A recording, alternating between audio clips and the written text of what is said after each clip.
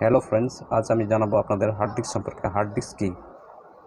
Hard disk হচ্ছে পাতলা গোলাকার ধাতব পাতের সমন্বয়ে গঠিত সহায়ক মেমোরি। ধাতব পাতের উভয় পৃষ্ঠে চুম্বকীয় পদার্থের প্রলেপ থাকে, এজন্য এই ডিস্ককে চুম্বকীয় ডিস্কও বলা হয়। ডিস্কের গোলাকার ধাতব পাতগুলো দেখতে গ্রামোফোন রেকর্ডের মতো।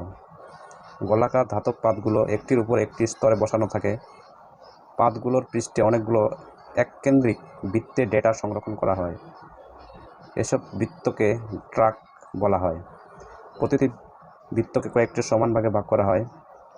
এরূপ এক একটি ভাগকে সেক্টর বলা হয়। প্রতিটি সেক্টরের ধারণ ক্ষমতা 512 বাইট। পাতগুলোর মাঝখানে আধা ইঞ্চির মতো ফাঁকা স্থান থাকে। এই ফাঁকা জায়গায় একটি দণ্ড থাকে। এই দণ্ডের সাহায্যে পাতগুলো একটির উপর আরেকটি বসানো থাকে এবং সেই দণ্ডের সাহায্যে কাজের সময় পাতগুলো প্রতি মিনিটে 7200 বা আরও বেশি বার আবির্ভূত হয়। হার্ড ডিস্কের ধারণ ক্ষমতা নির্ণয় করা হয় সাধারণত গিগাবাইট, টেরাবাইট ইত্যাদি এককে।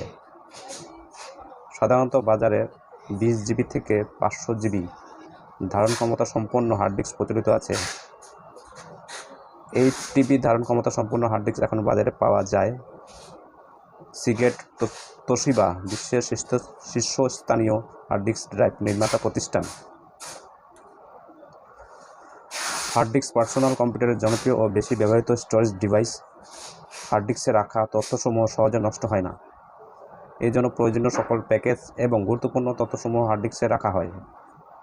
হার্ড ডিস্ক নষ্ট হওয়া বা মোচনীয় কোনো কমান্ড ছাড়া এখানকার তথ্যসমূহ নষ্ট হয় না, তবে ভাইরাসের আক্রমণে তথ্য নষ্ট হয়ে যেতে পারে।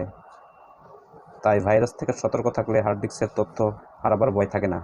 হার্ড ডিস্ক অধিক ধারণক্ষম বিধায় এখানে অনেক তথ্য সংরক্ষণ করা যায়। হার্ড ডিস্ক ব্যবহারের জন্য আলাদা ড্রাইভের প্রয়োজন হয় না। ডিস্ক এবং ড্রাইভ একসাথে সংযুক্ত থাকে।